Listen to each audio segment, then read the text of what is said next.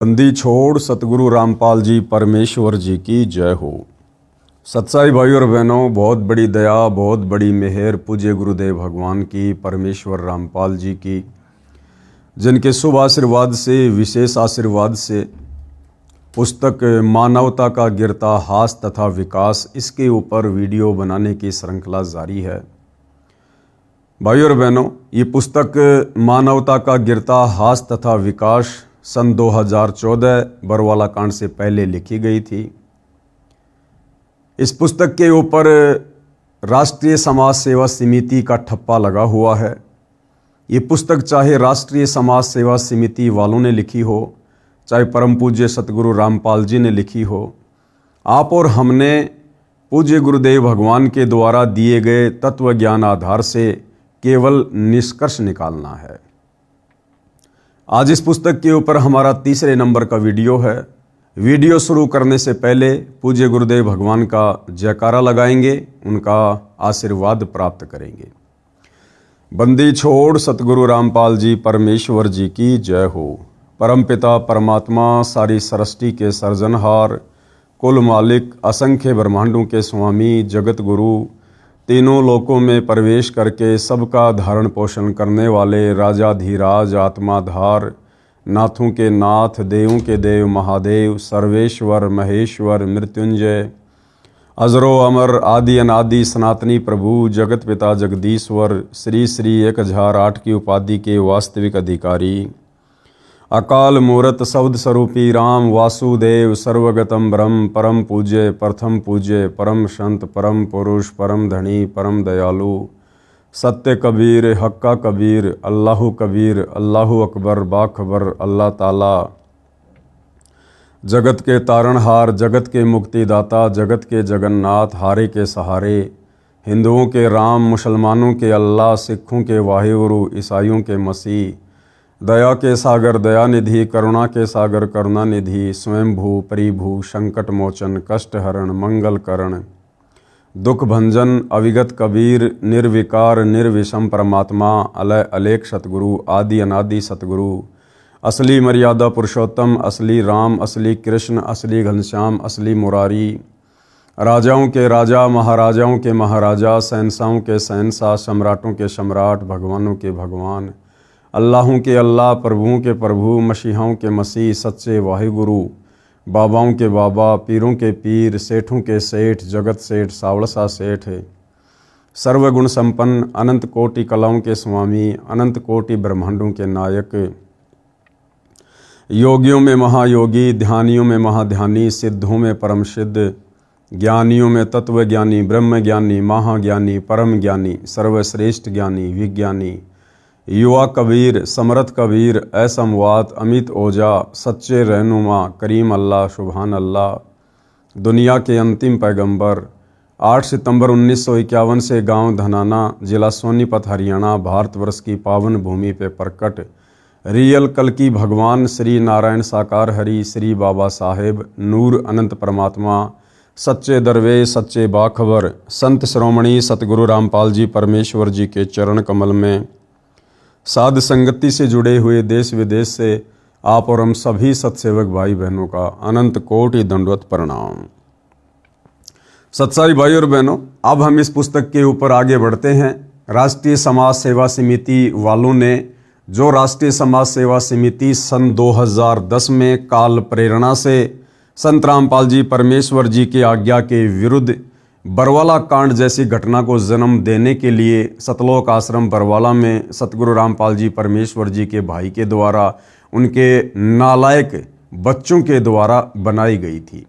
जिस राष्ट्रीय समाज सेवा समिति में सैकड़ों की संख्या में सतलोक आश्रम से जुड़े हुए लोग शामिल थे, और आगे चलकर उसी राष्ट्रीय सेवा समिति ने अपनी मनमानी करते हुए जजों के खिलाफ 3 पुस्तकें लिखकर उनको बंटवाकर जजों को भड़काया और बरवाला कांड जैसी घटना को जन्म दिलवाया। तो आगे क्या कुछ लिखा जा रहा है, आप और हमने केवल निष्कर्ष निकालना है। नाम कौन से राम का जपना है। गीता जी के अध्याय 15 का श्लोक नंबर 16, द्वो इमो पुरुषों लोके क्षर च अक्षर एवं च क्षर सर्वाणी भूतानि कूटस्थ अक्षर उच्चते। अनुवाद, इस संसार में दो प्रकार के भगवान हैं, नाशवान और अविनाशी। कौन से संसार में? सतलोक को छोड़कर सतलोक के नीचे जो 7 संग ब्रह्मांड इस अक्षर पुरुष के हैं और इस काल का जो 21 ब्रह्मांड है, इनमें दो प्रकार के भगवान विशेष तौर पर प्रचलित हैं। एक तो ये क्षर पुरुष हो गया जो कि नाशवान है, दूसरा अक्षर पुरुष जिसको अविनाशी कहा जाता है, परंतु ये पूर्णतया अविनाशी नहीं है। और ये संपूर्ण भूत प्राणियों के शरीर तो नाशवान और जीवात्मा अविनाशी कहा जाता है। काल के 21 ब्रह्मांड में और अक्षर पुरुष के 7 संग ब्रह्मांडों में जितने भी प्राणी हैं ये सब नाशवान हैं, परंतु आत्मा अविनाशी है। वो ना तो 21 ब्रह्मांडों वाली कभी विनाश में आती है, ना 7 संग ब्रह्मांड वाली आत्मा कभी विनाश में आती है। यानी केवल शरीर का नाश होता है, आत्मा का विनाश नहीं होता। आत्मा अजरो अमर है। गीता जी के अध्याय नंबर 15 का श्लोक नंबर 17, उत्तम पुरुष तु अन्य परमात्मा इति उदाहरत ये लोक तरम अवश्य विभर्ति अवय ईश्वर। फिर वो मुख्य परमात्मा कौन है, सर्वशक्तिमान परमात्मा कौन है, जिसका किसी भी देश काल और परिस्थिति में विनाश नहीं होता है, जो कभी भी नहीं मरता है, जो अकाल मूर्त है, काल जिसको नहीं खा सकता, काल जिसको नहीं मार सकता। तो कहते हैं उत्तम पुरुष है तू अन्य, यानी इन दोनों भगवानों से सर्वश्रेष्ठ काल और अक्षर पुरुष, क्षर और अक्षर पुरुष, इन दोनों से सर्वश्रेष्ठ परमात्मा तो कोई और ही है जिसको वास्तव में भगवान कह सकते हैं, जो तीनों लोकों में प्रवेश करके सबका धारण पोषण करता है। उत्तम भगवान तो अन्य ही है। उत्तम यानी सर्वश्रेष्ठ परमात्मा जो तीनों लोकों में प्रवेश करके सबका धारण पोषण करता है, एवं अविनाशी परमेश्वर परमात्मा इस प्रकार कहा गया है। कबीर परमेश्वर जी ने अपनी वाणी में क्या कहा है? कबीर, अक्षर पुरुष एक पेड़ है, निरंजन वाकी डार, तीनों देवा ब्रह्मा विष्णु महेश शाखा भये, पात भया संसार। कबीर, 3 देव को सब कोई ध्यावे, चौथा देव का मर्म न पावे। 3 देव कौन से? ब्रह्मा विष्णु महेश। और चौथा देव जिसके विषय में बहुत ही कम लोग जानते हैं वो है इनका पिता काल ब्रह्म।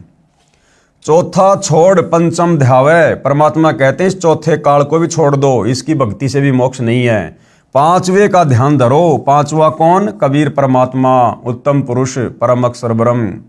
कहे कबीर सो हमरे आवे, यानी वो आत्मा फिर सतलोक को जाती है। कबीर, 3 गुणन की भक्ति में भूल पड़े संसार। 3 गुण कौन? रजगुण ब्रह्मा, सतगुण विष्णु, तमोगुण शंकर।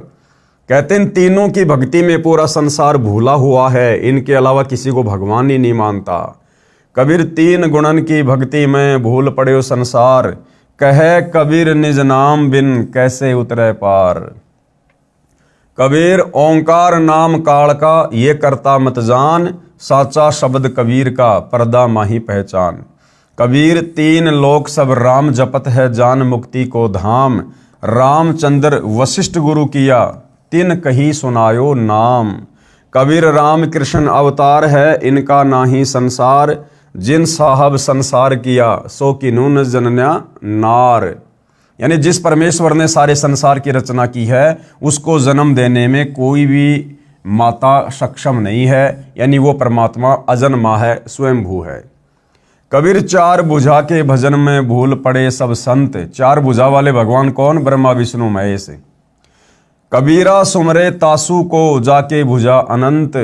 कबीर परमेश्वर अपने आप को छुपाते हुए कह रहे हैं कि हम तो उस भगवान की पूजा करते हैं, उसकी साधना करते हैं जिसकी अनंत भुजा हैं। कबीर, वशिष्ठ मुनि से तत्वेता ज्ञानी, शोध कर लगन धरे, सीता हरण मरण दशरथ को बन बन राम फिरे। कबीर, समुद्र पाट लंका गए, सीता को भरतार, ताही अगस्त मुनि पी गयो, इनमें कौन करतार। कबीर, गोवर्धन श्री कृष्ण जी उठाया, द्रोगणागिरी हनुमंत, शेष नाग सब सृष्टि उठाई, इनमें कौन भगवंत। गरीब दुर्वासा कोपे तहाँ, समझ न आई नीच, 56 कोटि यादव कटे, मची रुधिर की कीच। गरीब काटे बंधन विपत में कठिन किया संग्राम, चीनो रे नर प्राणियों गरुड़ बड़ो के राम। कबीर कहे चित चेत हूँ शब्द करो निर्वार, श्री रामचंद्र को करता कहते हैं भूल पड़े संसार। कबीर जिन राम कृष्ण निरंजन किया, सो तो करता न्यार, अंधा ज्ञान न बूझ ही कहे कबीर विचार। कबीर तीन गुणन ब्रह्मा विष्णु महेश की भक्ति में भूल पड़े संसार, कहे कबीर निज नाम बिना कैसे उतरो पार। आगे सतगुरु रामपाल जी परमेश्वर जी के द्वारा एक शब्द बनाया गया है, युद्ध जीत कर पांडव खुशी हुए अपार, इंद्रप्रस्थ की गद्दी पर युधिष्ठिर की सरकार। यानी महाभारत के युद्ध में विजय प्राप्त करने के बाद में पांडवों की खुशी का कोई ठिकाना नहीं रहा और उनके सबसे बड़े भाई युधिष्ठिर को हस्तिनापुर की यानी दिल्ली की राजगद्दी पर बैठा दिया गया। एक दिन अर्जुन पूछता सुन कृष्ण भगवान, एक दिन श्री कृष्ण जी से अर्जुन जी ने पूछा, एक बार फिर सुना दियो वो निर्मल गीता ज्ञान, कि हे भगवान आपने महाभारत के युद्ध में जो गीता जी का ज्ञान सुनाया था, आप मुझे एक बार फिर से वो ज्ञान सुना दीजिए। घमासान युद्ध के कारण भूल पड़ी है मोहे, यानी उस समय युद्ध में जो घमासान मचा हुआ था, जो हाहाकार मचा हुआ था, मैं आपके उस निर्मल ज्ञान को भूल चुका हूँ, ढंग से नहीं सुन पाया। और ज्यों का त्यों कहना भगवन तनिक न अंतर होए। श्री कृष्ण जी से अर्जुन ने कहा कि जैसा आपने गीता जी के समय मुझे ज्ञान सुनाया था वैसा का वैसा ही सुनाना। ऋषि मुनि और देवता सबको रहे तुम खाए, इनको भी नहीं छोड़ा आपने रहे तुम्हारा ही गुण गाए। अर्जुन कह रहा कि मैंने महाभारत में जब आपका विराट रूप देखा तो मैं देख रहा हूं कि जो लोग आपकी पूजा कर रहे हैं, ऋषि महात्मा मुनि संतजन, आप तो उनको भी खा रहे थे। जो आप ही की पूजा कर रहे थे, आप ही का गुणगान कर रहे थे, आपने तो उनको भी नहीं छोड़ा। कृष्ण बोले अर्जुन से ये गलती क्यों कीन, ऐसे निर्मल ज्ञान को भूल गया बुद्धिहीन। अब श्री कृष्ण जी अर्जुन को दोष दे रहे हैं कि तूने महाभारत के समय उस ज्ञान को याद क्यों नहीं रखा, तू बड़ा बुद्धिहीन है, तू बड़ा श्रद्धाहीन है। क्योंकि भाई और बहनों, अर्जुन समझ रहा था कि महाभारत में श्री कृष्ण जी ही मुझे उपदेश दे रहे हैं, परंतु उस समय श्री कृष्ण जी का केवल शरीर था। उस शरीर में काल प्रेत वश प्रवेश करके सारा का सारा ज्ञान बोल रहा था। तो ना तो वो ज्ञान अच्छे से अर्जुन को ध्यान में रहा, और अब श्री कृष्ण जी कह रहे हैं कि मुझे भी ध्यान नहीं है भाई, मुझे भी भूल पड़ गई है, अब मुझे भी कुछ याद नहीं, भूल पड़ी निदान, ज्यों का त्यों उस गीता का मैं नहीं कर सकता गुणगान। क्योंकि वो ज्ञान श्री कृष्ण जी ने बोला ही नहीं था, इसलिए गुणगान कैसे कर सकता है। स्वयं श्री कृष्ण जी को याद नहीं और अर्जुन को धमकावे, बुद्धि काल के हाथ है चाहे त्रिलोकी नाथ कहावे। ज्ञानहीन प्रचार का ज्ञान कथे दिन रात, जो सर्वे को खाने वाला कहे उसी की बात। सब कहें भगवान कृपालु है कृपया करे दयाल, जिसकी सब पूजा करे वह स्वयं कहे मैं काल। मारे खावे सबको वह कैसा कृपाल, कुत्ते गधे सुअर बनावे है फिर भी दीन दयाल।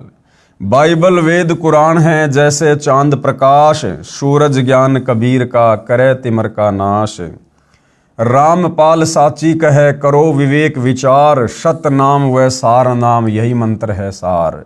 कबीर हमारा राम है वो है दीन दयाल, संकट मोचन कष्ट हरण गुण गावे रामपाल। शब्द संत रामपाल जी महाराज द्वारा रचित। ब्रह्मा विष्णु शिव है तीन लोक प्रधान, अष्टंगी इनकी माता है और पिता काल भगवान। 1 लाख को काल नित खावे सीना ताण, ब्रह्मा बनावे विष्णु पाले शिव कर दे कल्याण। अर्जुन डर के पूछता ये कौन रूप भगवान, कहे निरंजन मैं काल हूँ सबको आया खान। ब्रह्म नाम इसी का है वेद करें गुणगान, जन्म मरण 84 ये इसका संविधान। 4 राम की भक्ति में लग रहा संसार, 5वें राम का ज्ञान नहीं जो पार उतारन हार। ब्रह्मा विष्णु शिव तीनों गुण हैं, दूसरा प्रकृति का जाल, लाख जीव नित भक्षण करे राम तीसरा काल। अक्षर पुरुष है राम चौथा, जैसे चंद्रमा जान, पांचवा राम कबीर है, जैसे उदय हुआ भान। राम देवानंद गुरुजी कर गए नजर निहाल, सतनाम का दिया खजाना बरते रामपाल। अपने आप को छुपाते हुए पूज्य गुरुदेव भगवान एक सुयोग्य शिष्य की भूमिका निभाते हुए अपने मुंह बोले गुरुदेव को महिमा दे रहे हैं। नाम दीक्षा लेने वाले व्यक्तियों के लिए आवश्यक जानकारी। अब सतगुरु रामपाल जी परमेश्वर जी से उपदेश लेने से पहले आप लोगों ने किन किन मर्यादाओं का विशेष तौर पर पालन करना होता है। जिन मर्यादाओं का पालन ना करने के कारण या इनमें से कोई भी मर्यादा भंग होने के कारण नाम से प्राप्त होने वाला लाभ साधक को नहीं मिलेगा। इसीलिए गुरुदेव भगवान बार बार अपने सत्संगों में जिक्र करते हैं, हमें समझाते हैं कि बच्चों, नाम दीक्षा लेने से पहले इस ज्ञान की गहराई में जाओ। जल्दबाजी बिल्कुल भी मत करो। ये परमात्मा तुम्हारे ही लिए आया है, तुम्हारे से पहले नहीं जाने वाला।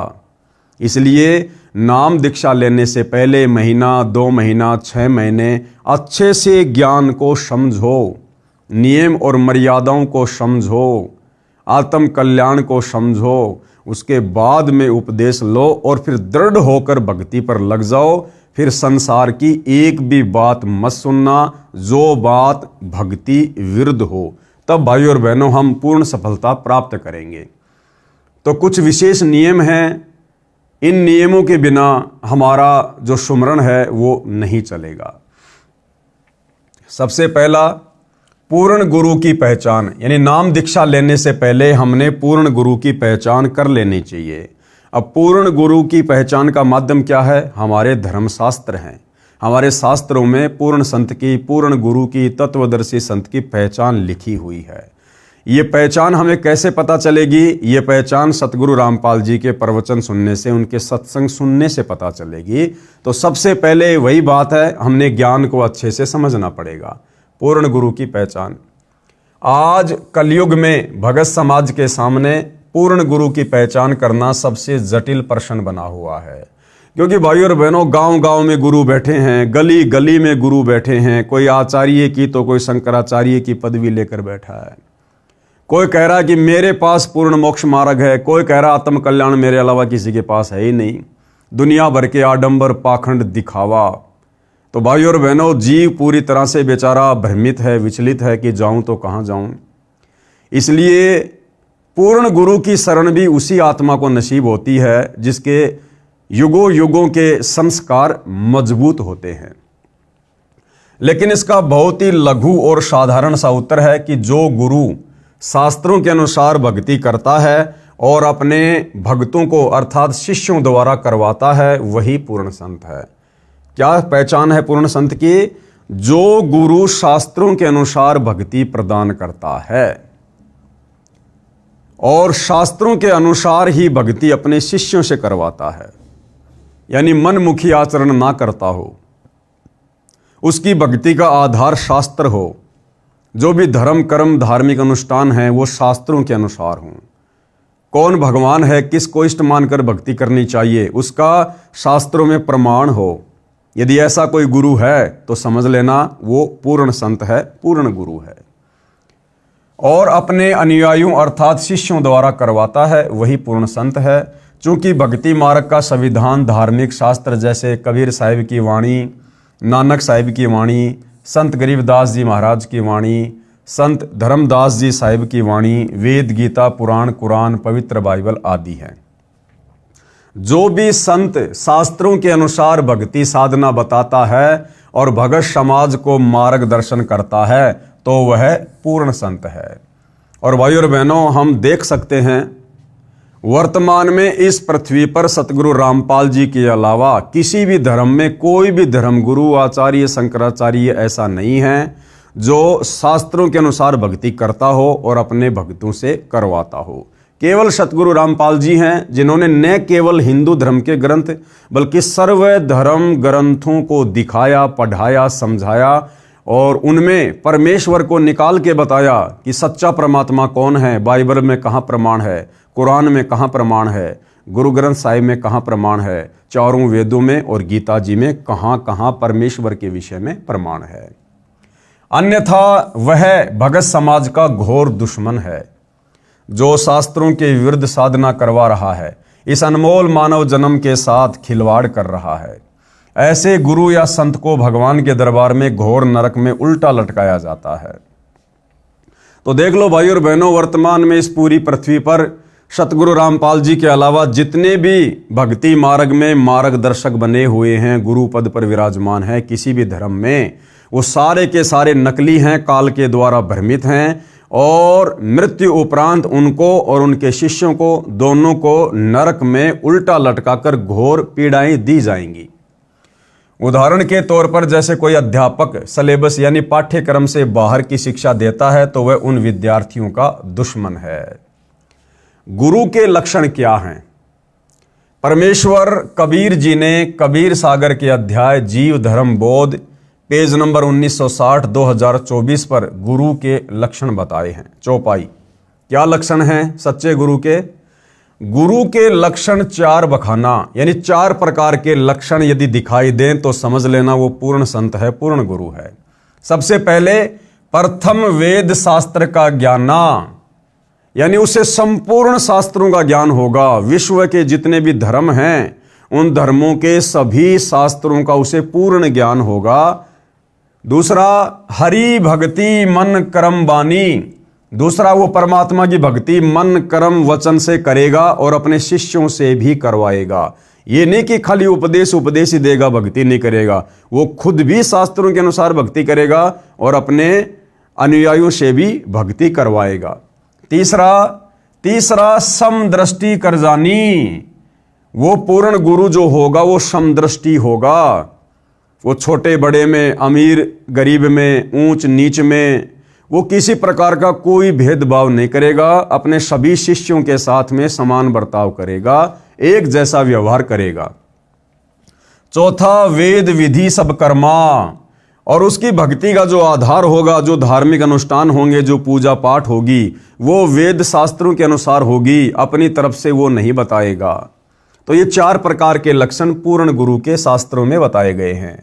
यह 4 गुरु गुण जानो मर्मा। भावार्थ, जो गुरु अर्थात परमात्मा कबीर जी का कृपा पात्र दास गुरु पद को प्राप्त होगा, उसमें 4 गुण मुख्य होंगे। अब देखो भाई और बहनों, यहां पर सतगुरु रामपाल जी अपने आप को छुपाते हुए आप और हम तक ये ज्ञान पहुंचा रहे हैं। छुपा कैसे रहे स्वयं को? ये स्वयं ही कबीर परमेश्वर होते हुए अपने आप को कबीर जी का कृपा पात्र संत बता रहे हैं। भाई और बहनों, आप परम तुच्छ बुद्धि के नादान प्राणी हैं। हम लोग सत्य को बड़ी देर से स्वीकार करते हैं। हमारी तुच्छ बुद्धि को देखते हुए सतगुरु रामपाल जी ने स्वयं कबीर होते हुए भी अपने आप को कबीर जी का दास बताकर ही ज्ञान प्रचार किया है। अन्यथा आप और हमारे मन में ना जाने कितने प्रकार के विक्षेप पैदा हो जाएं कि भाई ये भगवान कैसे हो गया, ये कबीर कैसे हो गया, कबीर जी तो 650 साल पहले आए थे, संत रामपाल जी तो अभी अभी इन्होंने जन्म लिया है, फला है, दिखना है। हमारे अंदर 100 प्रकार के विक्षेप गुरुदेव के प्रति उत्पन्न हो जाएंगे, और यदि गुरु के प्रति मन में कोई विक्षेप आ गया उपदेश लेने के बाद, तो उस भगत की भक्ति फिर सफल नहीं होती। तो परमेश्वर जी ने अपने आप को छुपाते हुए और अधिकतर एक गुरु की भूमिका करते हुए आप और हम तक ये ज्ञान पहुंचाया है। लेकिन अब आप और हमने समझना होगा कि ये स्वयं साक्षात पूर्ण ब्रह्म परमेश्वर हैं। प्रथम वेद शास्त्र का ज्ञाना, वह संत वेदों तथा शास्त्रों का ज्ञाता होगा, वह सर्व धर्मों के शास्त्रों को ठीक ठीक जान लेगा। एक छोटा सा सत्संग है भाई और बहनों सतगुरु रामपाल जी परमेश्वर जी का, जिन्होंने स्वयं कहा है कि पुण्यात्माओं, इस दास का जन्म तो हिंदू धर्म में हुआ है। हालांकि परमेश्वर प्रकट होते हैं, ये स्वयंभू हैं, लेकिन अपने आप को छुपाते हुए कहते हैं। और गुरुदेव भगवान कहते हैं कि आप ये ना सोचना कि इस दास को केवल हिंदू धर्म के शास्त्रों का ही ज्ञान है। विश्व में जितने भी धर्म हैं, सभी धर्मों के धर्म ग्रंथों का ज्ञान इस दास को है। अर्थात गुरुदेव अपने विषय में कह रहे हैं।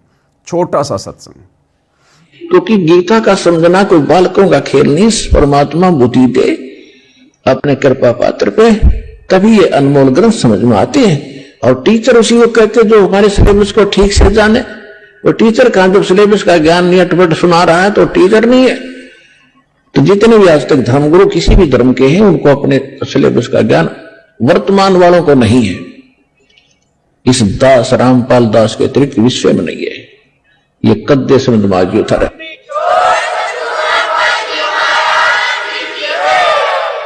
और दास को पूरे विश्व के जितने ग्रंथ है सबका जानकारी है, एक की नहीं। क्योंकि हमारा जन्म तो हिंदू धर्म में हुआ, केवल हिंदू धर्म के शब्द ग्रंथ नहीं, पूरे विश्व के जितने भी धर्म ग्रंथ हैं सबकी जानकारी दास को दी है कबीर भगवान ने, उस परमात्मा। इस बात को भाइयों और बहनों और अच्छे से समझने के लिए हम आदरणीय गरीबदास जी के सदग्रंथ साहिब का उदाहरण भी ले सकते हैं। आदरणीय गरीबदास जी ने 24,000 वाणियों से युक्त सूक्ष्म वेद की रचना की, जिसको सदग्रंथ साहिब कहते हैं, अमर ग्रंथ कहते हैं। और आदरणीय गरीबदास जी के सदग्रंथ साहिब में विश्व की सभी भाषाओं के शब्दों का समावेश है। यानी विश्व में जितने भी देश हैं और उनमें जो भाषाएं बोली जाती हैं, सभी भाषाओं का समावेश आदरणीय गरीबदास जी के सदग्रंथ साहिब में है। और भाइयों और बहनों, वर्तमान में उस सदग्रंथ साहिब का अनुवाद कौन कर रहा है, खोलकर उसके ऊपर व्याख्या कौन कर रहा है, सदग्रंथ साहिब का खुलासा विश्व में पहली बार किसने किया? सतगुरु रामपाल जी ने किया, जिसमें विश्व के सभी देशों की भाषाओं का समावेश है। तो भाइयों और बहनों, ये कौन कर सकता है? स्वयं परमेश्वर ही कर सकते हैं। जिन्होंने वो सदग्रंथ साहिब लिखा है, वही महापुरुष उसका खुलासा कर सकता है। तो आदरणीय गरीबदास जी के रूप में भी स्वयं कबीर परमात्मा ही थे, और आज उस सदग्रंथ साहिब का जो महापुरुष खुलासा कर रहा है, वह महापुरुष भी स्वयं साक्षात कबीर भगवान ही है, जो हमारे पूज्य गुरुदेव जी के नाम से धरती पर प्रकट हैं। तो इससे हमारा संशय समाप्त हो जाना चाहिए। हम सतगुरु रामपाल जी को मात्र एक कबीर परमात्मा का भेजा हुआ दास या उनका अवतार या उनकी कोई विशेष आत्मा समझने की भूल ना करें। ये साक्षात ही पूर्ण ब्रह्म परमेश्वर हैं। तो सबसे पहली क्या पहचान है? वह संत वेदों तथा शास्त्रों का ज्ञाता होगा, वह सर्व धर्मों के शास्त्रों को ठीक ठीक जानेगा। दूसरा लक्षण, दूसरा हरि भक्ति मन कर्म बानी, वह केवल ज्ञान ही नहीं सुनाएगा, वह स्वयं भी परमात्मा की भक्ति मन कर्म वचन से करेगा। तीसरे, समदृष्टि कर जानी, तीसरा लक्षण क्या होगा? वह समदृष्टि होगा, सर्व अनुयायियों के साथ समान व्यवहार करेगा, वह समदृष्टि वाला होगा। आप देखते हैं कि आश्रम में सर्व श्रद्धालुओं को एक समान खाना पीना, एक समान बैठने का स्थान संत रामपाल जी के द्वारा माता पिता बहन भाई बच्चे जब कभी आश्रम में आते हैं, साधारण भगत की तरह आश्रम में रहते हैं। संत रामपाल जी तक तो ये बात ठीक है भाई और बहनों, क्योंकि वे तो समदृष्टि हैं, पूर्ण गुरु हैं। लेकिन वर्तमान में उनकी गैर हाजिरी में ये राष्ट्रीय समाज सेवा समिति वाले, संत रामपाल जी के परिवार वाले, ये भाई और बहनों भगत समाज के साथ में समदृष्टि वाला व्यवहार नहीं कर रहे हैं।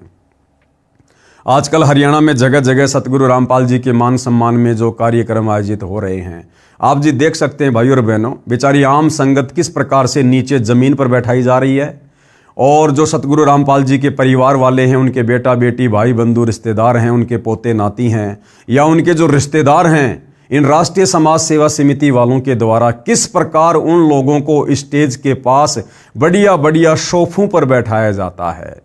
आप जी देख सकते हैं इस वीडियो में सतगुरु रामपाल जी के परिवार वाले, उनके घर के जितने भी सदस्य हैं, उनके रिश्तेदार हैं, जो मुख्य लोग हैं, वो सभी लोग इन कार्यक्रमों में सोफों पर बैठे हुए, सोफों पर, और बेचारी आम संगत नीचे बैठी हुई है। तो भाई और बहनों, सतगुरु रामपाल जी तो सभी के साथ आश्रम में समान व्यवहार किया करते थे, आगे भी समान ही व्यवहार करेंगे। परंतु ये राष्ट्रीय समाज सेवा समिति वाले, सतगुरु रामपाल जी के परिवार वाले, ये भगत समाज के साथ वर्तमान में समदृष्टि व्यवहार नहीं कर रहे हैं। चौथा लक्षण क्या है? चौथा, वेद विधि सब कर्मा, अर्थात चौथा लक्षण गुरु का बताया है कि वह संत वेदों में वर्णित भक्ति विधि अनुसार साधना अर्थात प्रार्थना स्तुति यज्ञ अनुष्ठान तथा मंत्र बताएगा। गीता अध्याय नंबर 7 का श्लोक नंबर 15 क्या कह रहा है? माया के द्वारा जिनका ज्ञान हरा जा चुका है, ऐसे आसुर स्वभाव को धारण किए हुए मनुष्यों में नीच दूषित कर्म करने वाले मूर्ख मुझको नहीं भजते। अर्थात वे तीनों गुणों रजगुण ब्रह्मा, सतगुण विष्णु, तम गुण शिव की साधना ही करते हैं। गीता अध्याय 7 श्लोक नंबर 15 में गीता का ज्ञान बोलने वाला ये काल ब्रह्म क्या कह रहा है कि ये मूर्ख जन समुदाय मुझ काल, मुझ ब्रह्म की भक्ति भी नहीं करता, मेरे ओम नाम का जाप भी नहीं करता, केवल तीनों गुणों की भक्ति में लगा हुआ है। रजगुण ब्रह्मा, सतगुण विष्णु, तमोगुण शंकर, केवल इन तीनों गुणों की भक्ति कर रहा है। मुझ काल, मुझ ब्रह्म की भक्ति भी नहीं करता है। और ब्रह्मा विष्णु महेश की भक्ति करने वालों को, अर्थात तीन गुणों की भक्ति करने वालों को इस काल ब्रह्म ने, ब्रह्मा विष्णु महेश के पिता ने, दुर्गा के पति ने 4 गालियां दी हैं। क्या कहा है? मनुष्यों में नीच दूषित कर्म करने वाले, यानी सारे उल्टे काम करने वाले, मांस भी खाते हैं, ब्रह्मा विष्णु महेश की भक्ति करने वाले, नशा भी करते हैं, चोरी जारी भी करते हैं, मिलावट भी करते हैं, रिश्वतखोरी भी है, भ्रष्टाचारी भी है। यानी ब्रह्मा विष्णु महेश की भक्ति करने वाले सारे उल्टे कर्म करते हैं, खुद इनका पिता काल ब्रह्म कह रहा है। और हम देख भी रहे हैं भाई और बहनों, हिंदू समाज में विशेषकर ब्रह्मा विष्णु महेश की पूजा की जाती है। और देख लीजिए आप, कितना भ्रष्टाचार है, कितनी लूट मार है, कितनी रिश्वतखोरी है, किस प्रकार से नशा हो रहा है, व्यभिचार हो रहा है। तो 4 गालियां दी हैं ब्रह्मा विष्णु महेश की भक्ति करने वालों को। मनुष्यों में नीच दूषित कर्म करने वाले मूर्ख मुझको नहीं बसते, अर्थात ये तीनों गुणों रजगुण ब्रह्मा, सतगुण विष्णु, तम गुण शंकर की साधना ही करते रहते हैं। फिर यजुर्वेद अध्याय नंबर 40 श्लोक नंबर 10 संत रामपाल जी द्वारा भाष्य। ये श्लोक आप जियों के सामने है, हम सीधा इसके अनुवाद पर चलते हैं। परमात्मा के बारे में सामान्यतः निराकार अर्थात कभी न जन्मने वाला कहते हैं। यानी सब लोगों की एक ही थ्योरी है इस तत्व ज्ञान के अभाव में कि परमात्मा कभी जन्म नहीं लेता, परमात्मा निराकार है, वो दिखाई नहीं देता। दूसरे आकार में अर्थात जन्म लेकर अवतार रूप में आने वाला कहते हैं। कुछ लोग कह देते हैं कि भाई वो भगवान ब्रह्मा विष्णु महेश के रूप में या फिर राम कृष्ण के रूप में अवतार लेकर आ जाता है, साकार रूप में आ जाता है। जो टिकाऊ अर्थात पूर्ण ज्ञानी अच्छी प्रकार सुनाते हैं उसको इस प्रकार सही तौर पर वही समरूप अर्थात यथार्थ रूप में भिन्न भिन्न रूप से प्रत्यक्ष ज्ञान कराते हैं। यानी तत्वदर्शी संत ही बताएगा कि वास्तव में परमात्मा की स्थिति क्या है, वो आकार में है या निराकार है या कैसा है। गीता अध्याय 4 श्लोक नंबर 34 श्लोक आप जियों के सामने है। अनुवाद: उसको समझ उस पूर्ण परमात्मा के ज्ञान व समाधान को जानने वाले संतों को भली भांति दंडवत प्रणाम करने से, उनकी सेवा करने से और कपट छोड़कर सरलता पूर्वक प्रश्न करने से वे परमात्म तत्व को भली भांति जानने वाले ज्ञानी महात्मा तुझे उस तत्व ज्ञान का उपदेश करेंगे। अब वो परमात्मा कौन है, कैसा है, कहाँ रहता है, कैसे मिलता है, कैसे उसके लोक में जाया जा सकता है, इन तमाम प्रकार की बातों की जानकारी गीता अध्याय 4 श्लोक नंबर 34 में गीता ज्ञान देने वाला काल ब्रह्म कह रहा कि अर्जुन, उस तत्वदर्शी संत की खोज कर, परमात्म तत्व को जानने वाले उस तत्वदर्शी संत को भली भांति दंडवत प्रणाम कर, उसको प्रसन्न कर। वो तत्वदर्शी महात्मा तुझे तत्व ज्ञान का उपदेश करेंगे, परमात्मा के बारे में बताएंगे। मुझे भी उस परमात्मा के बारे में नहीं पता। तो भाई और बहनों, आज वर्तमान में आप और हमारा सौभाग्य कि आप और हमें समय रहते उस तत्वदर्शी संत की शरण प्राप्त हो गई। आज हमें भक्ति मार्ग का उन्होंने दाना दाना गिना दिया है। नंबर 2, दूसरा क्या नियम है भक्ति सफल करने के लिए? सबसे पहला नियम हमने जाना कि सबसे पहले भक्ति की शुरुआत करने से पहले हमने पूर्ण गुरु की पहचान करनी पड़ती है। जब तक हमें गुरु की पहचान नहीं होगी, हमें गुरु पर ही विश्वास नहीं होगा, तो भला भक्ति क्या हम खाक करेंगे। तो सबसे पहले पूर्ण संत की पहचान, पूर्ण गुरु की पहचान, और ये पहचान होने के बाद में फिर भक्ति को सफल करने के लिए दूसरा नियम क्या है? नशीली वस्तुओं का सेवन निषेध। यानी किसी भी प्रकार का नशा फिर भगत ने, साधक ने नहीं करना। हुक्का, शराब, बियर, तमाकू, बीड़ी, सिगरेट, हुला, सूंघना, गुटखा, मांस, अंडा, सुल्फा, अफीम, गांजा और अन्य नशीली चीजों का सेवन तो दूर रहा, किसी को नशीली वस्तु लाकर भी नहीं देनी है।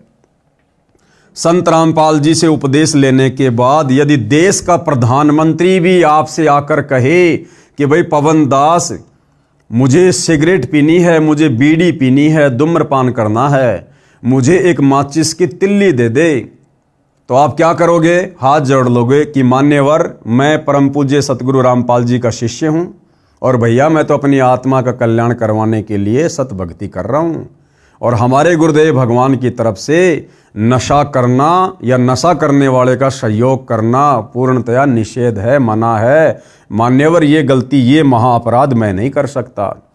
अब देश का प्रधानमंत्री कहे कि भाई पवन दास, मैं तुझे अपनी प्रधानमंत्री की गद्दी दे दूंगा, बस तू मुझे एक माचिस की तिल्ली दे दे, मुझे सिगरेट पीनी है, तो हाथ जोड़ के ये कहना कि मान्यवर, प्रधानमंत्री की गद्दी तो बहुत छोटी है, यदि हमें कोई सारे संसार की भी गद्दी दे दे, पूरी पृथ्वी का राज्य दे दे, या फिर देवताओं के राजा इंद्र का राज्य दे दे, या ब्रह्मा विष्णु महेश की पदवी पे बैठा दे, या 21 ब्रह्मांड का कोई राज्य दे दे, तो भी मान्यवर हम ऐसा महाअपराध अब नहीं करने वाले तत्व ज्ञान होने के बाद।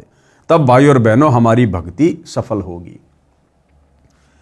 बंदी छोड़ गरीबदास जी महाराज इन सभी नशीली वस्तुओं को बहुत बुरा बताते हुए अपनी वाणी में कहते हैं कि सुरापान मदमाशाहारी, गमन करे भोगे पर नारी, 70 जन्म कटत हैं सीसम, साक्षी साहिब है जगदीशम। नशा करने वालों को, मांस खाने वाले को कितना पाप है। गरीबदास जी क्या कह रहे हैं? सुरापान यानी नशा करने वाले, शराब पीने वाले, और मदमांसाहारी यानी मांस भक्षण करने वाले, और गमन करे भोगे पर नारी, और जो दूसरी की स्त्री के साथ, दूसरों की स्त्री के साथ में जो दुष्कर्म करते हैं, कहते हैं 70 जन्म लगातार उनके सिर कटते हैं। कभी कसाई उसको, जब वो मुर्गे की योनि में होगा, बकरे की योनि में होगा, अन्य किसी जानवर की योनि में होगा, तो उसके सिर काटे जाएंगे। या सैनिक होगा तो दूसरी सेना लड़ाई झगड़े में उसका सिर काटेगी बॉर्डर पर, या वैसे आपसी लड़ाई झगड़े में लोगों की हत्या हो जाती है, तलवार से एक दूसरे के शीश काट दिए जाते हैं। इस प्रकार से दुर्गति को प्राप्त होगा वो व्यक्ति, जो व्यक्ति इस प्रकार के कुकर्म करता है, किसी भी प्रकार का नशा करता है, मांस आहार करता है, दूसरी की स्त्री के साथ में गमन करता है, यानी पर स्त्री के साथ में दुराचार करता है। कहते 70 जन्म लगातार उसके सिर कटेंगे, साक्षी साहिब है जगदीशम। गरीबदास जी कहते हैं कि परमात्मा इस बात के साक्षी हैं। पर द्वारा स्त्री का खोले, 70 जन्म अंधा हो डोले। पर द्वारा यानी दूसरों की बहन बेटी के साथ, स्त्री के साथ में जो गलत कर्म करता है, भले ही दोनों की सहमति से वो कार्य हो रहा है, और यदि सामाजिक दृष्टि से वो सही नहीं है, जैसे इस काललोक में पति पत्नी के संबंधों को मान्यता समाज ने दी हुई है, यदि किसी व्यक्ति ने अपनी पत्नी के अलावा किसी दूसरे की स्त्री के साथ में, और उस स्त्री के सहयोग से, उसकी सहमति से भी यदि उसने दुष्कर्म किया, तो भी परमेश्वर की नजर में वो दुराचार है, व्यभिचार है। उस व्यक्ति को भी वही सजा मिलेगी जो परमात्मा के विधान में है।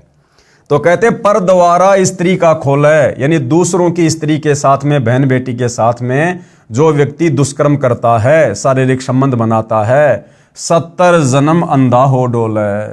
लगातार 70 जन्म अंधे का पावेगा, इंसान बनकर या अन्य योनियों में गधा कुत्ता सूअर बनकर लगातार 70 जन्म अंधे के प्राप्त करेगा। और मदिरा पीवे कड़वा पानी, मदिरा यानी शराब, शराब पीने वाले के साथ क्या होगा? 70 जन्म कुत्ते के जानी, स्वान यानी कुत्ता। शराब पीने वाले व्यक्ति के लगातार 70 जन्म कुत्ते के होंगे। गरीब हुक्का हरदम पीवते, लाल मिलावे धूर। क्या कह रहे हैं गरीबदास जी कि जो व्यक्ति हमेशा तंबाकू सेवन करते हैं, नशा करते हैं, हुक्का पीते हैं, क्योंकि जिस समय गरीबदास जी ये वाणियाँ लिखवा रहे थे उस समय केवल हुक्का ही था, ये बीड़ी सिगरेट वगैरह नहीं हुआ करती थी। वर्तमान में बीड़ी सिगरेट आ गई। तो तंबाकू का मतलब होता है जितने भी प्रकार के नशे हैं जो तंबाकू से संबंधित हैं, बीड़ी हो, सिगरेट हो, ये सब हुक्के के अंतर्गत आते हैं। तो कहते हैं जो व्यक्ति हमेशा नशा करता है, बीड़ी तंबाकू सिगरेट पीता है, वो लाल मिलावे धूर, यानी ये जो मनुष्य शरीर है एक लाल है, बहुत कीमती है, इसको मिट्टी में मिला रहा है और इसमें संशय है नहीं जन्म पिछले सूर। और जो व्यक्ति बार बार कहने पर भी नशा करना नहीं छोड़ता है, हुक्का तंबाकू बीड़ी सिगरेट पीना नहीं छोड़ता है, तो गरीबदास जी कहते हैं वो तो पिछले जन्म में सूअर की योनि से आया है। क्योंकि सूअर की क्या आदत होती है, हमेशा गंदगी में नाक रगड़ना। और वर्तमान में मनुष्य जन्म प्राप्त करके भी जो व्यक्ति समझाने से भी नहीं समझता और नशा करता है, तो वो व्यक्ति पिछले जन्म में सूअर था, जो सूअर की योनि से वर्तमान में मनुष्य योनि में आया है, जो आदत उसको वर्तमान में भी लगी हुई है। गरीब 100 नारी जारी करे सुरापान शोबार, एक चिलम हुक्का भरे डूबे काली धार। 100 नारी जारी यानी एक औरत के साथ संबंध बनाने से कितना पाप है, 70 जन्म लगातार उसके सिर कटेंगे। और यदि 100 स्त्रियों के साथ में लगातार दुष्कर्म करे तो कितना दोष है उसको। ऐसे ही एक व्यक्ति जो नशा करता है उसको कितना नुकसान है, और जो व्यक्ति 100 बार शराब पी ले उसको कितना नुकसान होगा। कहते हैं इतना नुकसान एक बार किसी को हुक्का भरने वाले को है, किसी को बीड़ी पीने में, तंबाकू पीने में, हुक्का पीने में, सिगरेट पीने में सहयोग करने वाले को इतना दोष लगता है। अब सोचो भाई और बहनों, तंबाकू बीड़ी सिगरेट पीने वाले का क्या हसर होगा। जब भरने वाले को, सहयोग करने वाले को इतना दोष बताया है, तो हुक्का शराब पीने वाले को कितना नुकसान होगा, उसका तो बेड़ा गर्क बताया परमात्मा ने। गरीब सूर गऊ को खात है भक्ति बिहूने राड, भांग तंबाकू खा गए सो चाबत हैं हाड़। गरीब भांग तंबाकू पीव ही सुरापान से हेत, गोश्त मिट्टी खाए कर जंगली बने प्रेत। गरीब पान तंबाकू चाब ही नास नाक में देत, सो तो ईराने गए ज्यों भड़बूजे का रेत। गरीब भांग तंबाकू पीव ही गोश्त गला कबाब, मोर मृग को भकत हैं देंगे कहाँ जवाब। तीसरा नियम क्या बताया है भक्ति को सफल करने के लिए, तीर्थ स्थानों पर जाना निषेध है। भाई और बहनों, आप जियों ने पुस्तक हिंदू साहिबान नहीं समझे गीता वेद पुराण, आप जी ने तीर्थों के विषय में, धामों के विषय में अच्छे से जान लिया होगा, पहचान लिया होगा कि इन तीर्थों की स्थापना कैसे हुई थी और इन तीर्थ स्थानों पर जाने से हमें लाभ है या फिर हानि है। तो सतगुरु रामपाल जी से उपदेश लेने के बाद भगत ने तीर्थों पर परमात्मा प्राप्ति के लिए या फिर लाभ प्राप्ति के लिए बिल्कुल भी नहीं जाना होता है। किसी प्रकार का कोई व्रत नहीं रखना, कोई तीर्थ यात्रा नहीं करनी, न कोई गंगा स्नान आदि करना, न किसी अन्य धार्मिक स्थल पर नहाने या दर्शनों के लिए जाना है। किसी मंदिर व इष्ट धाम में पूजा व भक्ति के भाव से नहीं जाना कि इस मंदिर में भगवान है। भगवान कोई पशु तो है नहीं कि उसको पुजारी जी ने मंदिर में बांध रखा है, भगवान तो कण कण में व्यापक है। ये सभी साधनाएं शास्त्रों के विरुद्ध है।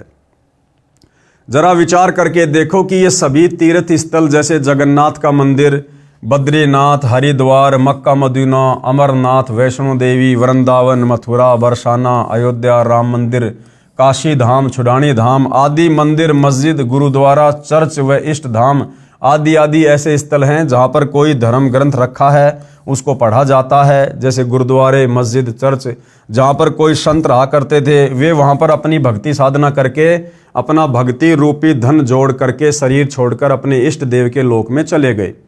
उसके बाद उनकी याद को ताज़ा तथा प्रमाणित रखने के लिए वहाँ पर मंदिर, धर्मशाला आदि बनवा दी ताकि उनकी याद बनी रहे और हमारे जैसे तुच्छ प्राणियों को प्रमाण मिलता रहे कि हमें ऐसे ही कर्म करने चाहिए जैसे कि इन महान आत्माओं ने किए।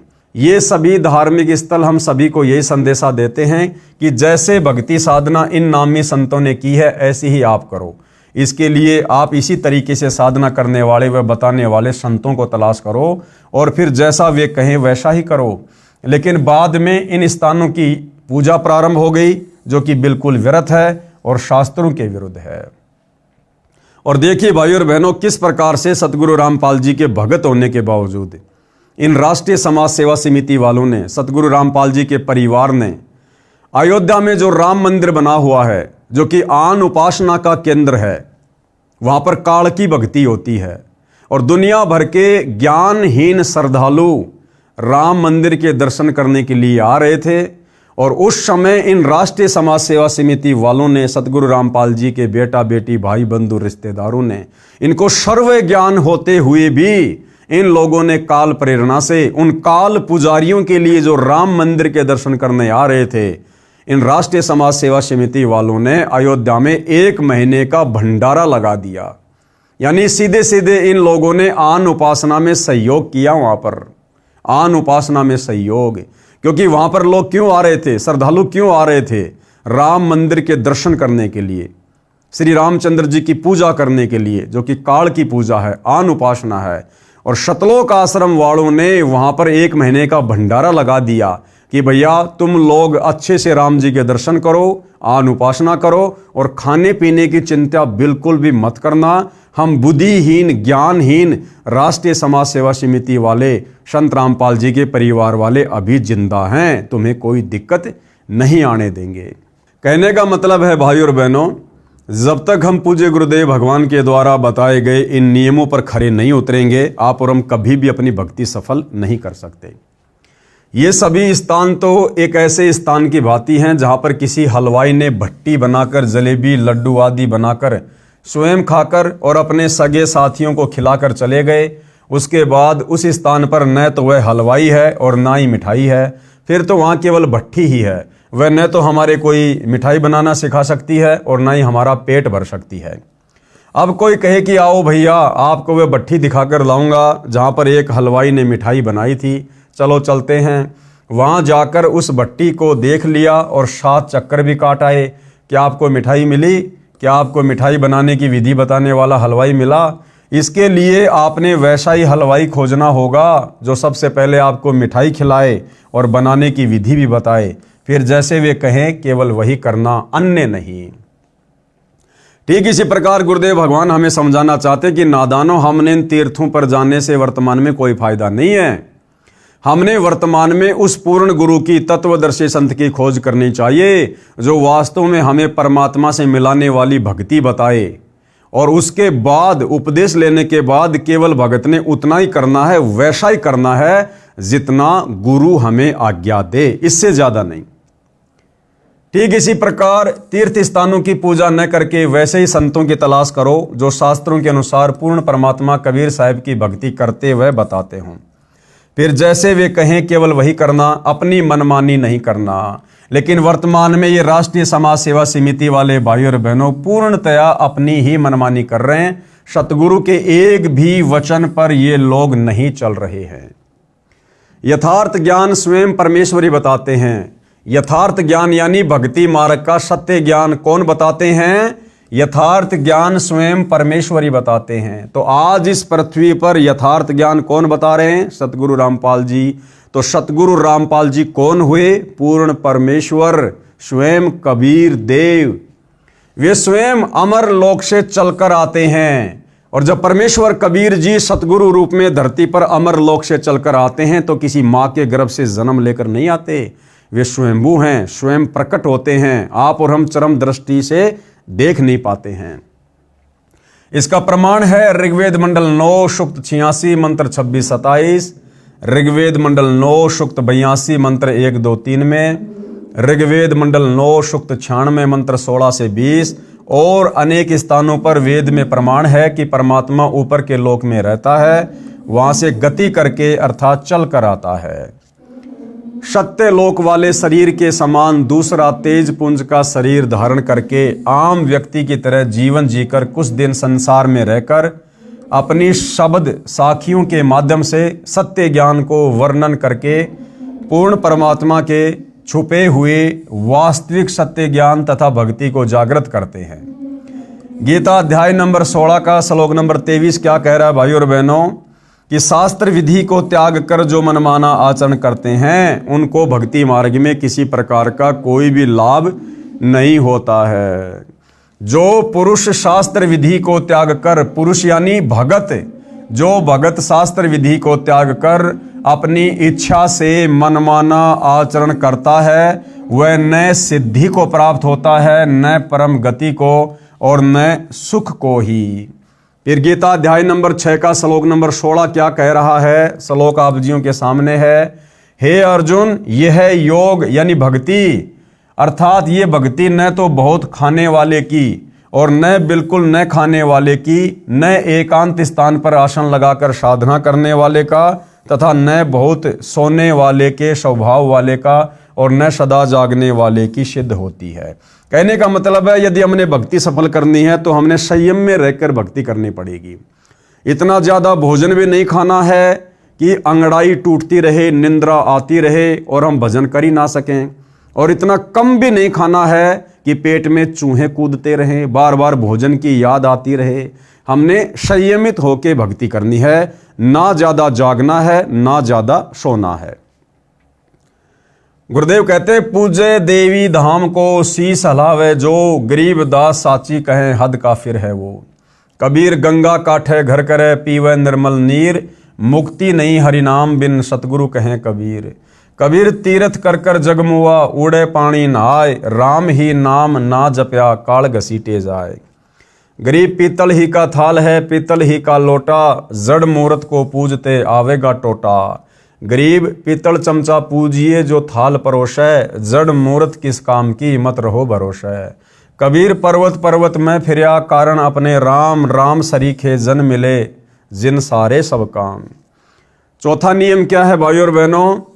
पितर पूजा निषेध। सतगुरु रामपाल जी से उपदेश लेने के बाद में हमने पितर पूजा, समाधि पूजा बिल्कुल भी नहीं करनी है। पितर पूजा निषेध, किसी प्रकार की पितर पूजा, श्राद्ध निकालना आदि कुछ नहीं करना है। भगवान श्री कृष्ण जी ने भी इन पितरों की व भूतों की पूजा करने से साफ साफ मना किया है।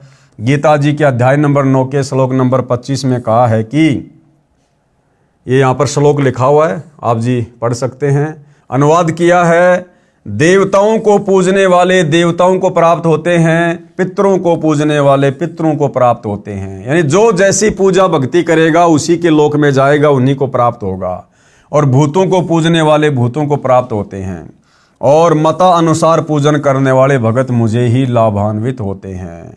बंदी छोड़ गरीबदास जी महाराज और कबीर साहिब जी कहते हैं, गरीब भूत रमेशो भूत है, देव रमेशो देव, राम रमेशो राम है, सुनो सकल सुरभेव।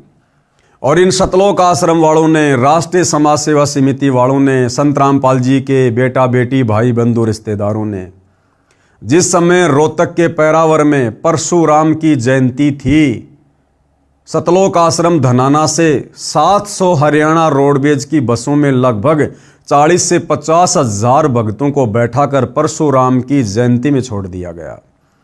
अब भैया परशुराम जी वर्तमान में कौन है, क्या है, कहाँ है, ये तो परमात्मा का विधान बताएगा। परशुराम जी को शत भक्ति थोड़ा ना किया करते थे, काल साधना किया करते थे। मरने के बाद वो पितर बने, वो पितरलोक में चले गए। सीधा सीधा गुरुदेव भगवान ने कबीर सागर से दिखा दिया, और कबीर सागर के सरलार्थ में अपने कर कमल से लिख दिया कि परशुराम वर्तमान में पितरलोक में है, पितरलोक में। और ये नादान संगत परशुराम की जयंती में जाकर क्या कर रही है? परशुराम जी की जयंती में जाना, उस धाम पर जाना ही पितर पूजा में आ जाता है। तो ये कहाँ जाएंगे ये नादान भगत, जिन्होंने इतनी बड़ी गलती इन राष्ट्रीय समाज सेवा समिति वालों के चक्कर में आकर कर डाली है। इसलिए उस पूर्ण परमात्मा परमेश्वर की भक्ति करो जिससे पूर्ण मुक्ति होवे। वह परमात्मा पूर्ण ब्रह्म सत्य पुरुष सत कबीर है। इसी का प्रमाण गीता जी के अध्याय नंबर 18 के श्लोक नंबर 46 में है। ये श्लोक आप जियों के सामने है। सीधे हम अनुवाद पर चलते हैं। जिस परमेश्वर से संपूर्ण प्राणियों की उत्पत्ति हुई है, संपूर्ण प्राणी कौन? सतलोक में जितनी भी आत्माएं हैं, अलख लोक में, अगम लोक में जितनी भी आत्माएं हैं, और फिर अक्षर पुरुष के सातसंग ब्रह्मांड में जितनी भी आत्माएं हैं, काल के 21 ब्रह्मांड में आप और हम जितनी भी आत्माएं हैं, ये सारी की सारी आत्माएं उसी परम अक्षर ब्रह्म पूर्ण ब्रह्म सत्य कबीर ने उत्पन्न की अपनी वचन शक्ति से। जिस परमेश्वर से संपूर्ण प्राणियों की उत्पत्ति हुई है और जिससे यह समस्त जगत व्याप्त है और जिससे पूरी सृष्टि चलायमान है, उस परमेश्वर की अपने स्वाभाविक कर्मों द्वारा पूजा करके, स्वाभाविक कर्म कौन से? यानी काम करते करते, और तत्वदर्शी संत हमें जो भक्ति विधि बताएगा उसको करना, यानी अपना दैनिक कार्य करते करते, जैसे किसान है खेत में कार्य करते करते, व्यापारी है अपना व्यापार करते करते, ड्राइवर है अपनी ड्राइवरी करते करते, इस प्रकार से स्वाभाविक कार्य करते करते इस भक्ति को सफल किया जाता है। उस परमेश्वर की अपने स्वाभाविक कर्मों द्वारा पूजा करके मनुष्य परम सिद्धि को प्राप्त हो जाता है। फिर गीता अध्याय नंबर 18 का श्लोक नंबर 62 श्लोक आप जियों के सामने है। हे भरत सौभद्र अर्जुन, तू सर्वभाव से उस ईश्वर की ही शरण में चला जा। अब गीता ज्ञान देने वाला ये काल ब्रह्म अर्जुन से क्या कह रहा है कि अर्जुन तू सर्वभाव से उस परमेश्वर की शरण में जा। सर्वभाव यानी और किसी की पूजा मत करना, और किसी का ध्यान मत धरना कि और भी कोई परमात्मा होगा, कोई लाभ दे देगा, कोई मोक्ष दे देगा। नहीं, सर्वभाव से मन कर्म वचन से तत्वदर्शी संत की शरण में आने के बाद उस परम अक्षर ब्रह्म की पूजा कर।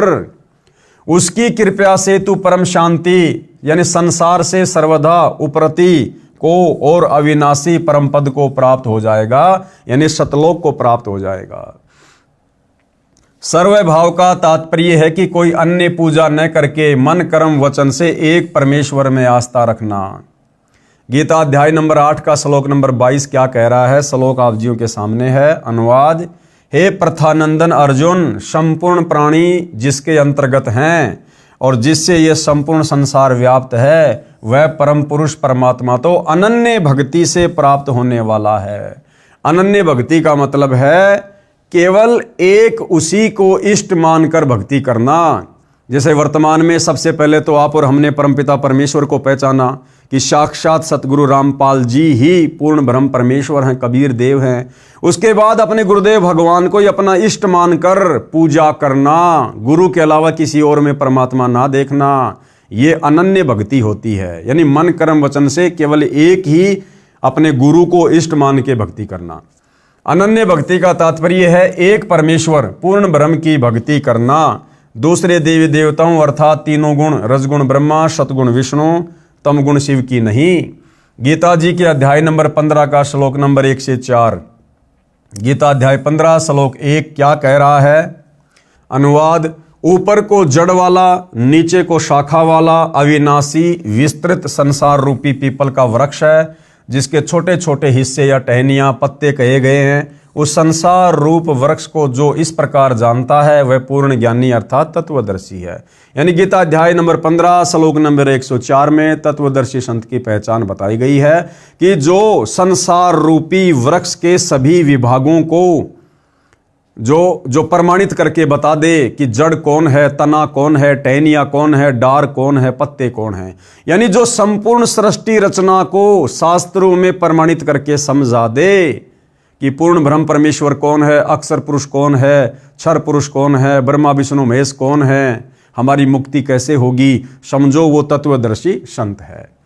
गीता अध्याय नंबर 15 श्लोक नंबर 2 श्लोक आप जियों के सामने है। अनुवाद, उस वृक्ष की नीचे और ऊपर, उस वृक्ष की यानी सृष्टि रचना की, संसार रूपी वृक्ष की नीचे और ऊपर तीनों गुणों ब्रह्मा रजगुण विष्णु सतगुण शिव तम गुण रूपी फैली हुई विकार काम क्रोध मोह लोभ अहंकार रूपी कोपल डाली ब्रह्मा विष्णु शिव ही जीव को कर्मों में बांधने की जड़ें अर्थात मूल कारण हैं, तथा मनुष्य लोक स्वर्ग नरक और पृथ्वी लोक में नीचे 84 लाख योनियों में ऊपर व्यवस्थित किए हुए है। गीता अध्याय 15 श्लोक 3 श्लोक आप जियों के सामने है। अनुवाद, इस रचना का न शुरुआत तथा न अंत है, न वैसा स्वरूप पाया जाता है, तथा यहाँ विचार काल में यानी गीता का ज्ञान सुनाते समय श्री कृष्ण जी के शरीर में प्रवेश करके काल ब्रह्म अर्जुन से कह रहा है कि तेरी और मेरी ज्ञान चर्चा में तथा यहाँ विचार काल में अर्थात मेरे द्वारा दिया जा रहा गीता ज्ञान में पूर्ण जानकारी मुझे भी नहीं है। क्या कह रहा है ये काल ब्रह्म कि अर्जुन, सृष्टि रचना की पूरी जानकारी मुझे भी नहीं है, क्योंकि भाइयों और बहनों इस काल को 21 ब्रह्मांड देकर शतलोक से बाहर निकालने के बाद परमात्मा ने अक्षर पुरुष को 7 संग ब्रह्मांड देकर शतलोक से बाहर निकाल दिया था। तो इस बात की जानकारी इस काल ब्रह्म को नहीं है कि मेरे आने के बाद सतलोक में और क्या क्या घटना घटित हुई। इसलिए ये कह रहा कि अर्जुन, यहाँ विचार काल में तेरी और मेरी इस ज्ञान चर्चा में भाई सृष्टि रचना का ज्ञान मुझे भी पूर्णतया नहीं है। इसीलिए गीता अध्याय 4 श्लोक नंबर 34 में तत्वदर्शी संत की तरफ संकेत कर दिया कि परमात्म ज्ञान, सृष्टि का ज्ञान तुझे तत्वदर्शी संत ही भली भांति बता सकता है। तो सृष्टि का ज्ञान बताने वाला फिर कौन हुआ? वो तत्वदर्शी संत कौन हुआ? केवल कबीर परमात्मा। क्योंकि सर्व ब्रह्मांडों की रचना की अच्छी तरह स्थिति का मुझे भी ज्ञान नहीं है, क्योंकि इसको अक्षर पुरुष के सातसंग ब्रह्मांडों की स्थिति का ज्ञान नहीं है। इस अच्छी तरह स्थायी स्थिति वाला मजबूत स्वरूप वाले निर्लेप तत्व ज्ञान रूपी दृढ़ शस्त्र से अर्थात निर्मल तत्व ज्ञान के द्वारा काटकर अर्थात निरंजन की भक्ति को क्षणिक जानकर, गीता अध्याय नंबर 15 श्लोक नंबर 4 श्लोक आप जियों के सामने है अनुवाद। उसके बाद उस परम पद परमात्मा की खोज करनी चाहिए, यानी तत्वदर्शी संत की खोज होने के बाद उसके बाद उस परम पद परमात्मा की खोज करनी चाहिए, जिसको प्राप्त हुए मनुष्य फिर लौटकर संसार में नहीं आते। यानी सतलोक जाने के बाद फिर ये साधक लौटकर संसार में यानी काल के किस ब्रह्मांड में जन्म मरण में वापस नहीं आते, और जिससे अनादिकाल से चली आने वाली यह सृष्टि विस्तार को प्राप्त हुई है। उस आदि पुरुष परमात्मा की मैं शरण में हूं। ये गीता ज्ञान देने वाला काल ब्रह्म क्या कह रहा है कि अर्जुन मैं भी उसी कबीर भगवान परम अक्षर पुरुष की शरण में हूं, मेरा भी पूज्य इष्ट देव वही है। इस प्रकार स्वयं भगवान श्री कृष्ण ने इंद्र जो देवी देवताओं का राजा है उसकी पूजा भी छुड़वाकर उस परमात्मा की भक्ति करने के लिए ही प्रेरणा दी थी, जिस कारण उन्होंने गोवर्धन पर्वत को उठाकर इंद्र के कोप से ब्रजवासियों की रक्षा की। अब वास्तव में भाई और बहनों, गोवर्धन पर्वत को अपनी उंगली पर किसने उठाया, ब्रजवासियों की रक्षा किसने की, ये भी आप और हमें तत्व ज्ञान से पता चलता है कि सारा का सारा खेल कबीर परमेश्वर जी ने किया। गरीब इंद्र चढ़ा बिरज डुबोवन भीगा भीत न लेव, इंद्र कढ़ाई होत जगत में पूजा खा गए देव। कबीर इस संसार को समझाऊं कै बार, पूंछ जो पकड़े भेड़ की उतरा चावे पार। पांचवा नियम क्या है भाई और बहनों, सतगुरु रामपाल जी से उपदेश लेने के बाद जो हमने निभाना होता है, गुरु आज्ञा का पालन। गुरुदेव जी की आज्ञा के बिना घर में किसी भी प्रकार का धार्मिक अनुष्ठान नहीं करवाना, यानी कोई भी पूजा पाठ किसी और से या कोई भंडारा वंडारा नहीं करवाना। जैसे बंदी छोड़ अपनी वाणी में कहते हैं कि गुरु बिन यज्ञ हवन जो करही मिथ्या जाय कभू न फल ही। कबीर गुरु बिन माला फेरते गुरु बिन देते दान, गुरु बिन दोनों निष्फल है चाहे पूछो वेद पुराण। अब भाई और बहनों, इन सतलोक आश्रमों में जाने वाले भगत भाई बहनों को विचार करना चाहिए इस नियम नंबर 5 के अनुसार कि गुरु आज्ञा का पालन। गुरु की आज्ञा के बिना घर में किसी भी प्रकार का धार्मिक अनुष्ठान नहीं करवाना। घर हो या बाहर हो, भगत ने किसी भी प्रकार का धार्मिक अनुष्ठान, कोई हवन यज्ञ, कोई पाठ प्रकाश अपने गुरुदेव की आज्ञा के बिना नहीं करवाना चाहिए।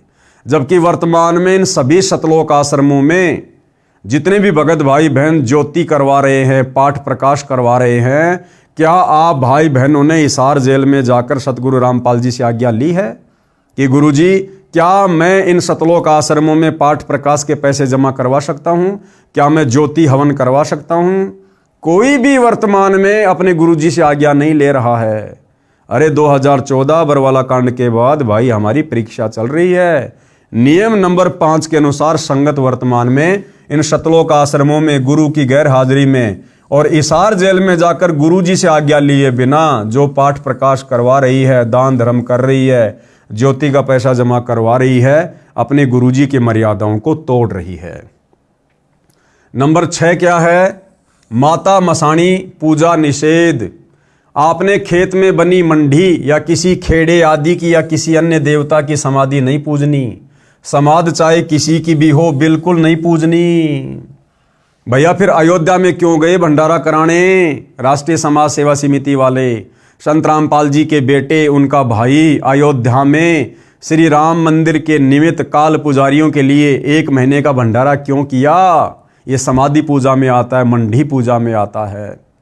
परशुराम की जयंती में सतलोक आश्रम धनाना से लगभग 50,000 भक्तों को क्यों ले जाकर बैठा दिया गया? परशुराम की जयंती का मतलब है समाधि पूजना, मंडी पूजना। तो भाई और बहनों, संगत की वर्तमान में सतलोक आश्रम वालों के द्वारा बुरी तरह से मर्यादा तोड़वाई जा रही है। अन्य कोई उपासना नहीं करनी है। यहां तक कि तीनों गुणों ब्रह्मा विष्णु शिव की मनमाने मंत्रों से पूजा नहीं करनी है। गुरुजी इन देवताओं की यथार्थ शास्त्र अनुकूल साधना करवाते हैं, केवल गुरुजी के बताए अनुसार ही करना है। यानी जो प्रथम मंत्र हमें गुरुदेव भगवान देते हैं उनमें ब्रह्मा विष्णु महेश के यथार्थ मंत्र हैं, केवल हमने उसी विधि से भक्ति करनी है। गीता अध्याय नंबर 7 का श्लोक नंबर 15, जिसमें तीनों गुणों की भक्ति करने वाले को ये काल ब्रह्म 4 गालियां दे रहा है। माया के द्वारा जिनका ज्ञान हरा जा चुका है, ऐसे आसुर स्वभाव को धारण किए हुए मनुष्यों में नीच दूषित कर्म करने वाले मूर्ख मुझको भी नहीं बचते, अर्थात वे तीनों गुण रजगुण ब्रह्मा, सदगुण विष्णु, तमगुण शिव की साधना ही करते रहते हैं। कबीर माई मसाणी सेठ शीतला भैरव भूत हनुमंत, पई परमात्मा उनसे दूर है जो इनको पूजनते।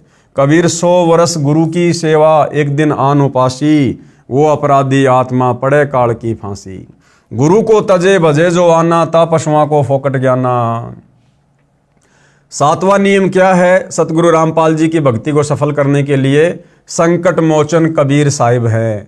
कर्म कष्ट होने पर कोई अन्य इष्ट देवता की या माता मसाणी आदि की पूजा कभी नहीं करनी है, न किसी प्रकार की पूजा पढ़वानी है। केवल बंदी छोड़ कबीर साहिब को पूजना है, यानी अपने गुरुदेव भगवान की ही पूजा करनी है, जो सभी दुखों को हरने वाले संकट मोचन हैं। इस प्रकार शास्त्र अनुकूल साधना से हुए लाभ देखें इसी पुस्तक के पेज नंबर 118 पर। सामवेद संख्या नंबर 822, उतारचिक अध्याय 3, खंड नंबर 5, श्लोक नंबर 8, संत रामपाल जी द्वारा भाषा भाष्य। ये श्लोक आप जियों के सामने है, हिंदी अनुवाद। सनातन अर्थात अविनाशी कबीर परमेश्वर हृदय से चाहने वाले, श्रद्धा से भक्ति करने वाले भगत आत्मा को 3 मंत्र उपदेश देकर पवित्र करके जन्म व मृत्यु से रहित करता है।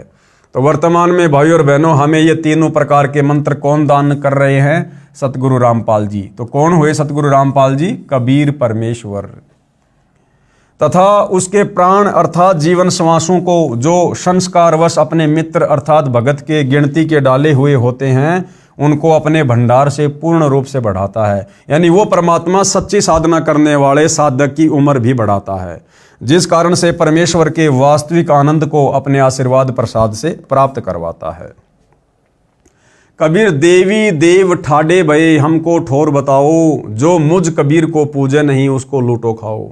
कबीर काल जो पीसे पीसना, जोरा है पणिहार, ये 2 असल मजदूर हैं सतगुरु के दरबार।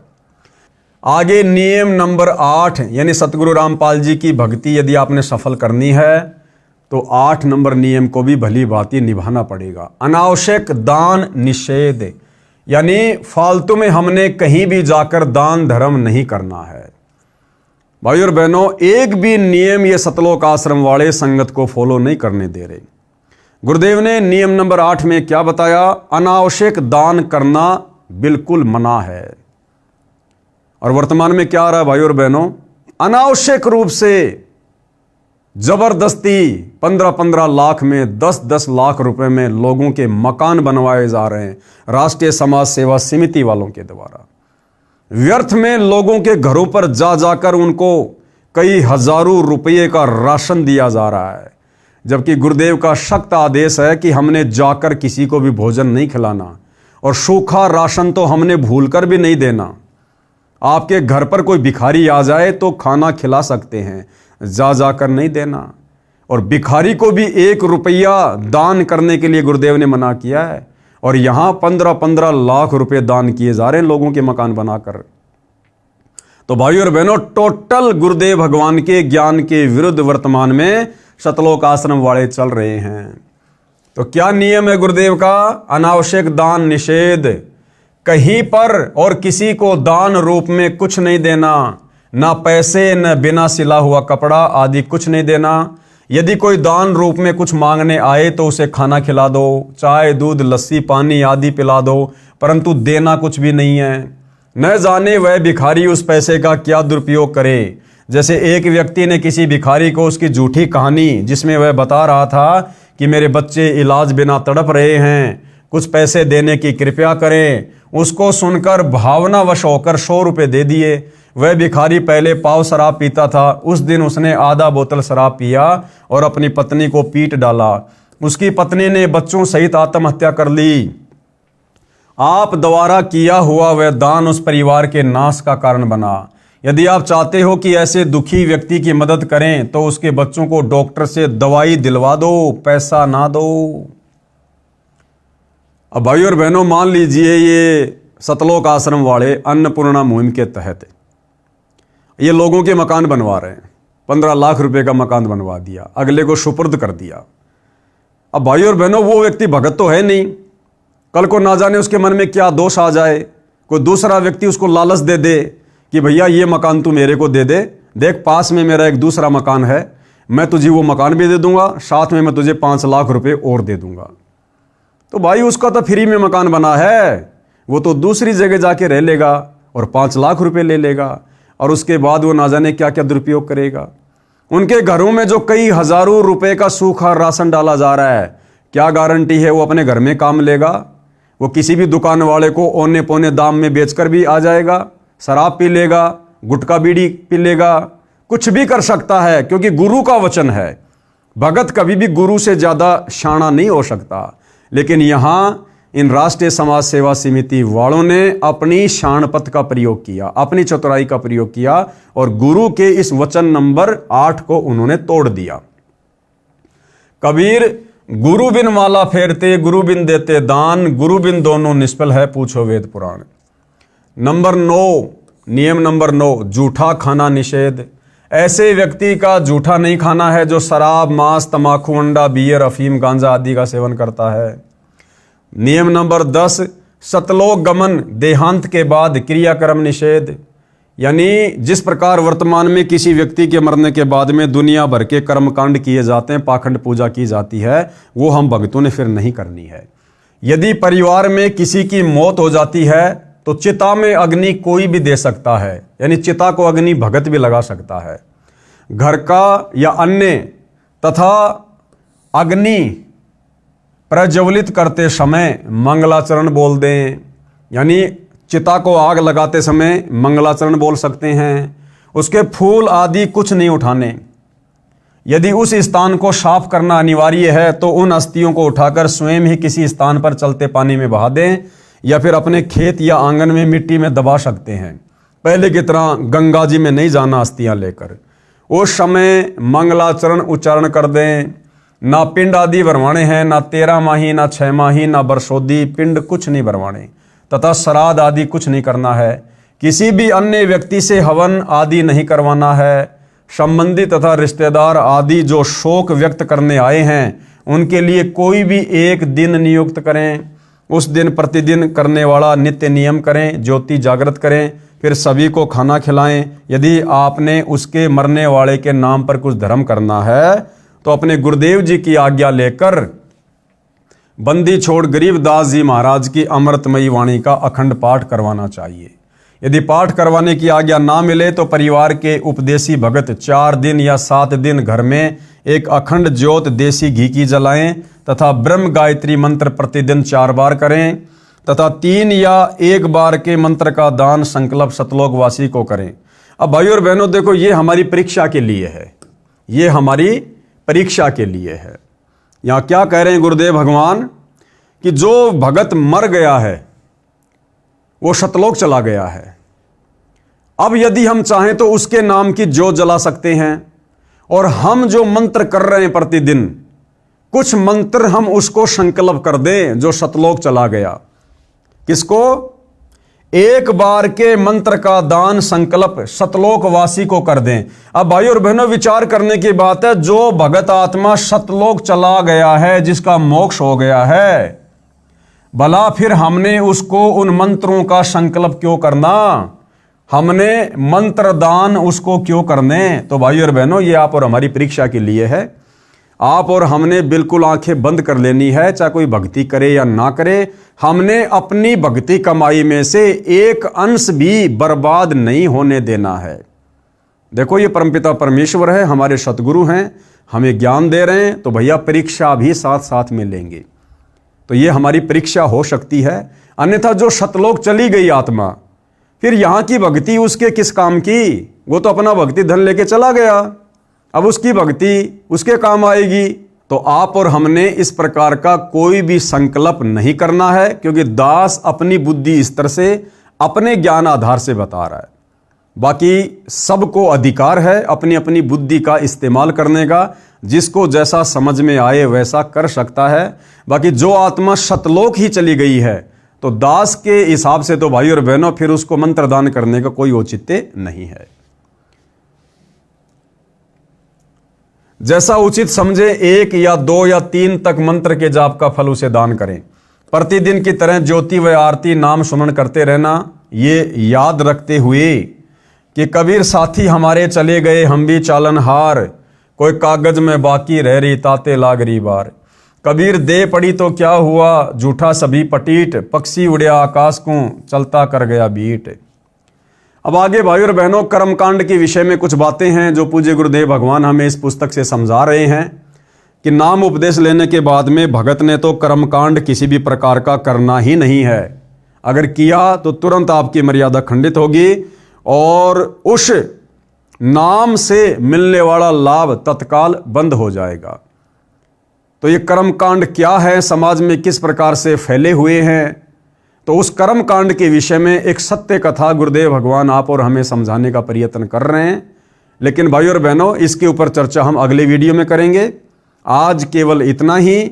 आगे परमेश्वर हमें फिर से सेवा का मौका दें, सेवा का मौका मिलेगा, आपकी सेवा में हाजिर होंगे। तब तक गुरुदेव भगवान हम सबको आज्ञा दें, आशीर्वाद दें, हमारा मार्गदर्शन करें। बंदी छोड़ सतगुरु रामपाल जी परमेश्वर जी की जय हो।